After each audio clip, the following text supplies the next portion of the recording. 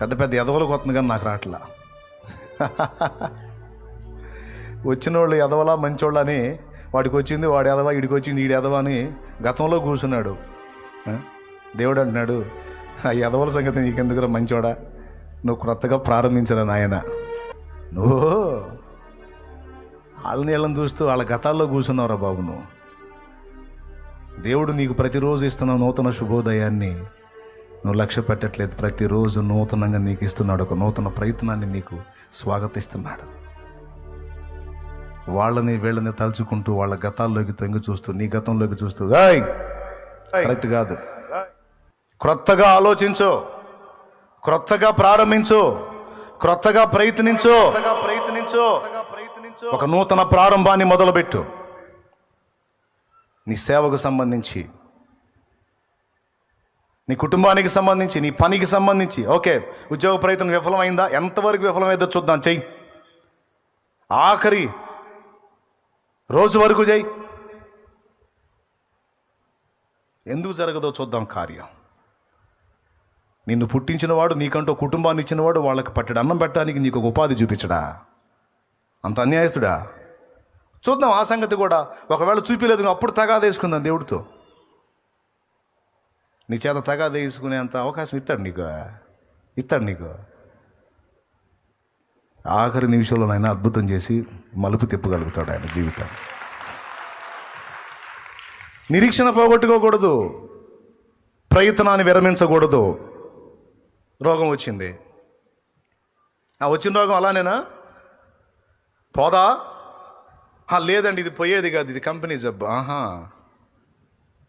వాడి జబ్బు కంటే కూడా కంపెనీ జబ్బు అనేది 38 years. అంతకంటే సీనియారిటీ ఉందా నీకు? మరి అంతకంటే సీనియర్ వా నువ్వు? 38 ఏళ్ళు. ఒక దెబ్బలో పోయినే, ఒక మాటలో పోయినే, ఒక మాట లే అంటే అయిపోయే. క్రొత్తగా ఆలోచించండి, నూతనంగా మళ్ళీ ప్రారంభించండి. పొలం వేసావు పండ్ల, పత్తి వేసావు పండ్ల, తీసేయి, ఇంకొకటి దానిలో పోయింది దీనిలో ఇస్తాడు. ఎవడని ఎవడు చెప్పాడు నీకు? ఎవడన్నా నేను బ్లంట్గా అన్నాను అనుకోవద్దు, మాకు పల్లెటూరు వాళ్ళు కదా. ఎవరు చెప్పారు నీకు అంటే అఫీషియల్ కొంచెం ఇబ్బంది పడతారు. అందుకని ఎవడు చెప్పాడంటే కరెక్టే కదా అనుకుంటారు. అందుకని అప్పుడప్పుడు అవి కూడా వాడుతుంటాను, నన్ను తిట్టుకోకండి. దేవునికి స్తోత్రం, హల్లెలూయా. నేను చెప్పేది వాస్తవం. ఎవరు చెప్పారు? నా దగ్గరకు వచ్చి చాలామంది చెప్పారు, పత్తి పోయిందన్నా తీసేసి ఇంకోటి వేసా, అందులో పోయింది ఇందులో ఇచ్చాడు. దేవునికి స్తోత్రం. అయిపోయిందా? ఇప్పటికే 50 ఏళ్ళు వచ్చిన ఇంక నేనేం చేస్తానంటారు కొంతమంది. 50 ఏళ్ళు అయిపోతే ఇక అయిపోయింది లైఫ్. మరి 80 ఏళ్ళు అయిపోయినాయి మోషేకి. నీదన్నా 50, 60, 70, మోషేకి 80. ఇంకేం ఉందిలే అన్నాడు. ఆయన కూడా అన్నాడు, దేవుడే ఉన్నాడు, నిజమేనా ఈ వయసు వచ్చింది ఇంకేం చేస్తావులే సర్దుకో అనలా. ఓయ్, నీ వయసు లెక్కలు నాకు చెబుతున్నావు ఏంది? అంతా అయిపోయింది 3 అంటున్నావా? ఆ 3కి మళ్ళీ చిగురు పుట్టించి చెట్టు చేసి కాపు గాయించి ఫలాలు పండించగలిగే దమ్మున్నాడు. పదా చూశారు కానీ పదా. ఏంటి 80 ఏళ్ళు ఏడా? నరుని ఆయుష్కాలం 70, అధిక బలం ఉంటే 80. అయిపోయింది ఇక్కడ క్లైమాక్స్. ఎవడు చెప్పాడు నీకు? చల్, ఇంకా 40 ఏళ్ళు తప్ప. 2 భాగాలు 240 నీకు అయింది, 240 అయింది, నీకు ఇంకో 340 ఉంది. అదంతా పూర్తిగా నా సేవే పా. 3 బారినా 50 అయితే 60 అయితే నువ్వు దేవుడికి చెబుతావు ఆ లెక్కలన్నీ. షుగర్ ఉంటే బీపీ ఉంటే ఆ లెక్కలు ఆయనకి చెబుతామే. నీ షుగర్ నీకు మల్లబడిద్ది, ఆయనకి ఏమన్నా మల్లబడిద్ది? లే అంటే లేచిపోయిద్ది షుగరు. దేవునికి స్తోత్రం. మళ్ళీ 20 సార్లు నువ్వు టెస్ట్ చేయించుకున్నా నార్మలే వచ్చింది. ఇదేంది నాకేందో ఎన్నిసార్లు టెస్ట్ చేసి నార్మల్ పోయిందే. పోయాక ఉరుకు దేవుని సేవలో. 80కే నా పని అయిపోయిందన్న. ఎవరు చెప్పారు నీకు 80 పని అయింది? ఇంకో 40 ఉంది నీకు. 90వ కీర్తనలో నరుని ఆయుష్కాలం ఉంటే 70, అధిక బలం ఉంటే 80 అని రాసింది ఎవరో తెలుసా? దావీదు కాదు, మోషేనే. అంటే 80తో మనిషికి క్లోజ్ అన్నాడు. కానీ ఆశ్చర్యం, అతనికి 120 ఏళ్ళు ఇచ్చాడు. అతని అభిప్రాయాన్ని దేవుడు కొట్టేశాడు. 80 అని నువ్వు పెడుతున్నావు ఏంది సంఖ్య? నా ఇష్టం. 120 ఇస్తా, 150 ఇస్తా, 170 ఇస్తా, నీకెందుకు? అవసరమైతే 20లో దుంచేస్తా, లేకపోతే ఒక 20 పెంచేస్తా. హిజ్కియా జస్ట్ చూసావుగా నా పరిస్థితి అన్నాడు, అంతే. 15 ఏళ్ళు పెంచి పడేశా. నా చేతిలో ఉంది నాయన సమస్తం. జస్ట్ గోడ తట్టు తిప్పి ముఖం ఏడిచాడు, దేవా నాకు బతకాలం ఉంది అన్నాడు, అంతే. ఇన్నేళ్ళని కూడా చెప్పలా. ఇంకో 2 ఏళ్ళు అయ్యా, 3 ఏళ్ళు అయ్యా, 4 ఏళ్ళు అనలా. ఎగ్దం 15 ఏళ్ళు బతుకుపో అన్నా నేను. ఏంటి నాకు చెబుతా ఏంటి నువ్వు లెక్కలో? నా కాళ్ళు అయిపోయింది, చేతులు అయిపోయింది, శరీర బలహీనం అయిపోయింది, నేను అట్లా అయిపోయాను, నేను ఎట్లా అయిపోయాను, ఇంక నేను పోతున్నాను, ఇంక పనికి మళ్ళీ మాటలు మాట్లాడుతున్నావు ఏంది? అడిగి పోయేది?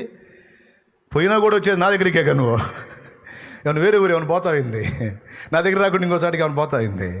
నేను పోతున్నాను, అడిగి పోతా, నా దగ్గరికి వచ్చేది. నేనే పిలవాలి నిన్ను, నేనే తీయాలి తలుపు. లేకపోతే ఆమెతో బెడ్ మీద గుటకొట్లాడాల్సిందే. నేను తలుపు తీయపోతే రావు నువ్వు.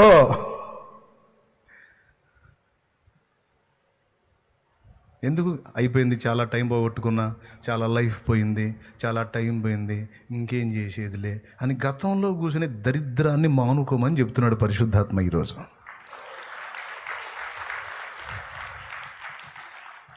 పక్క నా మాట అనుకోవద్దు ప్లీజ్. దేవునాత్మ నాకు ఈ మాట చూపించి ప్రేరేపిస్తేనే వచ్చా, సొంత మాటలు కాదు. ఆత్మీయ జీవితంలో ఓడిపోతున్నావు. ఓడిపోతే రాజీ పడిపోతావా? పాపంతోనే కూర్చుంటావా? మొన్న పోరాడావు, ఓడిపోయావు. నిన్న పోరాడావు, ఓడిపోయావు. ఈరోజు పోరాడావు, ఓడిపోయావు. మళ్ళా రేపు నీకు ఒక ఉదయం ఉంది, మరొక నూతన ఉదయం ఉంది. పాపంతో నువ్వు పోరాడు, రక్తము కారునంతగా పోరాడు. నీ చేతిని దేవుడు పట్టుకుని నీకు విజయం ఇవ్వడా? ఈరోజు కాకపోతే రేపు, రేపు కాకపోతే ఎల్లుండి, ఎల్లుండి కాకపోతే ఆ తర్వాతి రోజు, ఆ తర్వాతి రోజు కాకపోతే ఆ తర్వాతి రోజు, నెలకైనా 2 నెలలకైనా 3 నెలలకైనా తప్పకుండా ఇస్తాడు. నువ్వు తాగుబోతువై ఉన్నావు, తాగుతున్నావు తమ్ముడా, తాగుతున్నావు. తాగితే ఎన్ని నష్టాలు జరుగుతాయో జనాలందరూ నీ క్లాస్ ఇచ్చేవాళ్లే. వాళ్ళకి తెలియదు నీ సంగతి. వాళ్ళు కూర్చుంటే తాగుడు వల్ల కలిగే నష్టాలన్నీ నువ్వు చక్కగా ఇంకా వాళ్ళకంటే బాగా చెబుతానని వాళ్ళకి తెలియదు. వాళ్ళేమో వాళ్ళని చూసి చెబుతారు, నువ్వైతే నీ స్వీయ జీవిత అనుభవాల్లోంచి చెబుతావు.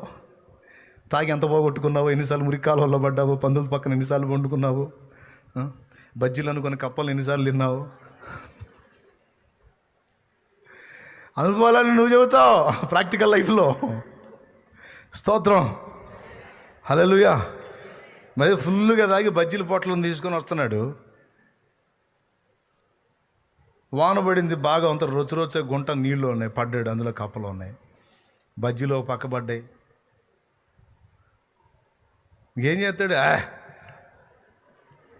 ఓకే, నువ్వు త్రాగుడు బలహీనతలో ఉన్నావు. త్రాగుడు బలహీనతలో ఉన్న వ్యక్తిని కదిలిస్తే పక్కనోడు ఇచ్చే క్లాస్ కంటే డబల్ క్లాస్ ఇవ్వగలడు. ఎందుకంటే వీడిదేమో చూసిన జ్ఞానం, వాడిదేమో పొందిన అనుభవ జ్ఞానం.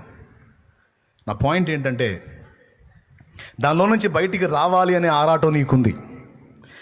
కొంతమంది త్రాగుడుకు బానిసలు, కొంతమంది డ్రగ్స్కు బానిసలు, కొంతమంది వ్యభిచార పాపానికి బానిసలు, కొంతమంది అశ్లీల చిత్రాలకు బానిసలు. దేవునిలోకి వచ్చి కొంతమంది వెనక్కి వెళ్ళిపోయిన వాళ్ళు ఉన్నారు. అసలు దేవుణ్ణి ఎరగక కొంతమంది ఉన్నారు. నీకు ఒక మాట చెప్తున్నాను, రాజీ పడిపోయావా?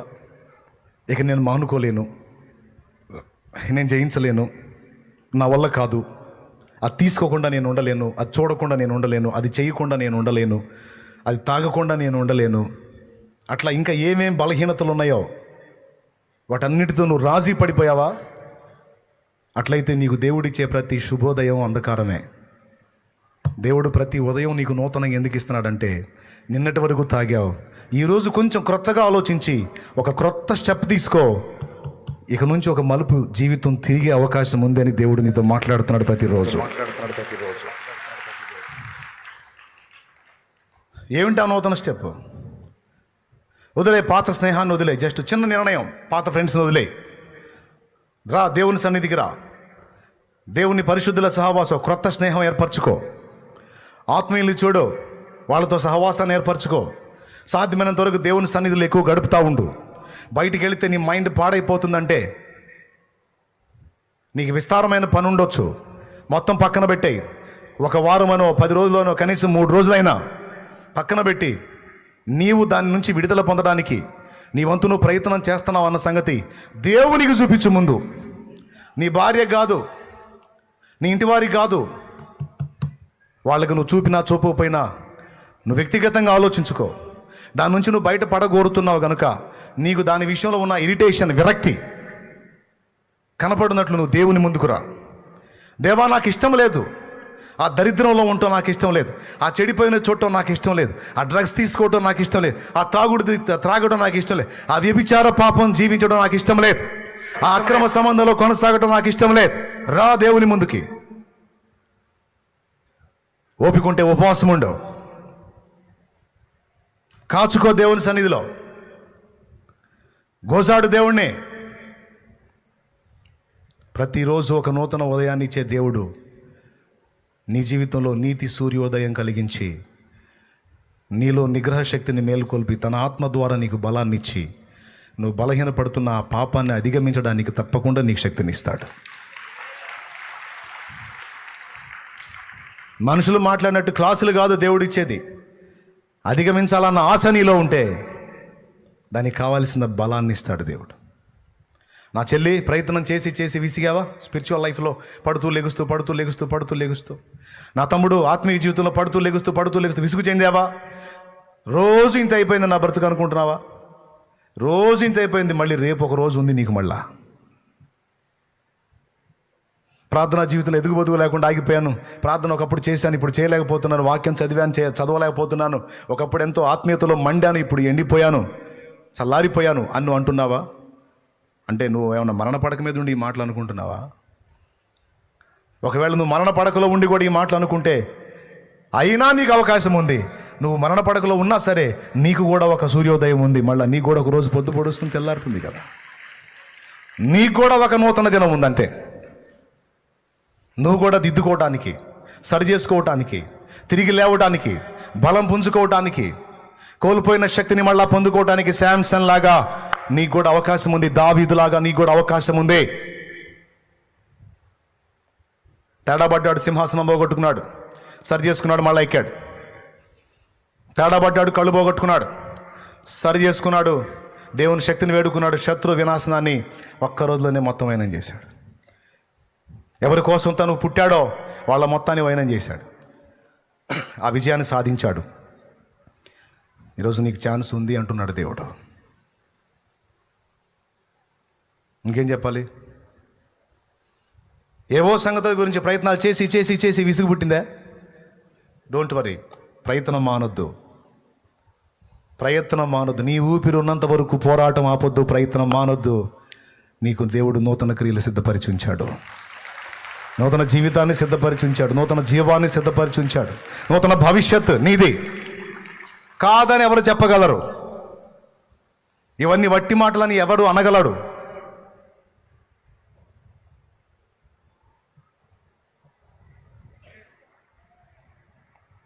మూడైపోయింది నా జీవితం ఎందుకు అనుకుంటున్నట్లా? మూడైనా కీడైనా మూడును చిగురింపజేసి కీడును మేలుగా మార్చే ఆయన ఉన్నాడు కదా. చచ్చిపోతే పోయింది, ఇక నా బతుకు చావే కరెక్ట్. ఇక లేదు నాకు నిరీక్షణ, ఇక లేదు నాకు అవకాశం, చావే. ఎవడు చెప్పాడు నీకు? అవమానాలా? రాని, అవకాశం ఇవ్వు, అవమానాలు రాని. గుర్తుపెట్టుకు ఒక మాట చెప్తున్నాను, నీకు వచ్చే అవమానాలన్నీ నిన్ను నీ వారిని కాదు రెచ్చగొట్టేది, నిన్ను ప్రేమించి నీకై ప్రాణం పెట్టిన నీ దేవుణ్ణి రెచ్చగొడతాయి అవి. ఇది వట్టి మాట కాదు, నిజం.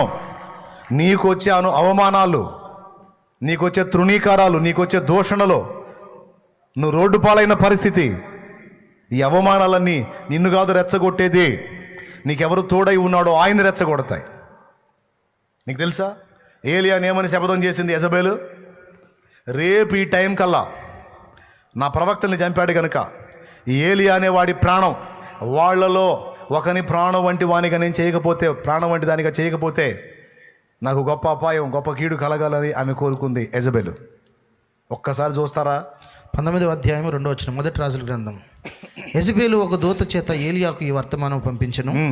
రేపు ఈ వేళకు నేను నీ ప్రాణమును వారిలో ఒకని ప్రాణం వలె చేయని ఎడల దేవుడు నాకు గొప్ప అపాయము కలగజేయును గాక. అదే జరిగింది. దానికి గొప్ప అపాయమే కలిగింది ఆ యెజబెలుకి. ఏలియాని ఏమంది? చంపేస్తామంది. అది కూడా ఎట్లా? ఖడ్గం చేత చంపుతా. వాళ్ళు ఎట్లా తెచ్చారో అట్లా చంపుతా అంది. ఎవరిని రెచ్చగొట్టింది?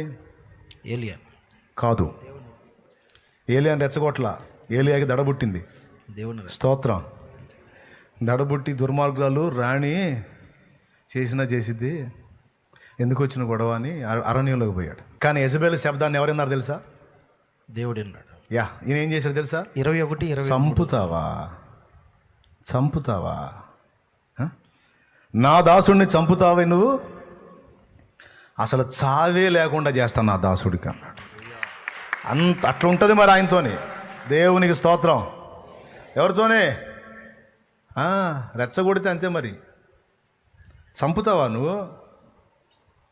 అసలు చావే లేకుండా తీసుకుంటాను ఆ ఏలియానే. అంతే. చచ్చిపోయాడు ఏలియా. అసలు చచ్చిపోయాడు ఏలియా. శరీరంతోనే ఎత్తబడ్డాడండి. తెలుసు కదా మీకు. అది పరిస్థితి.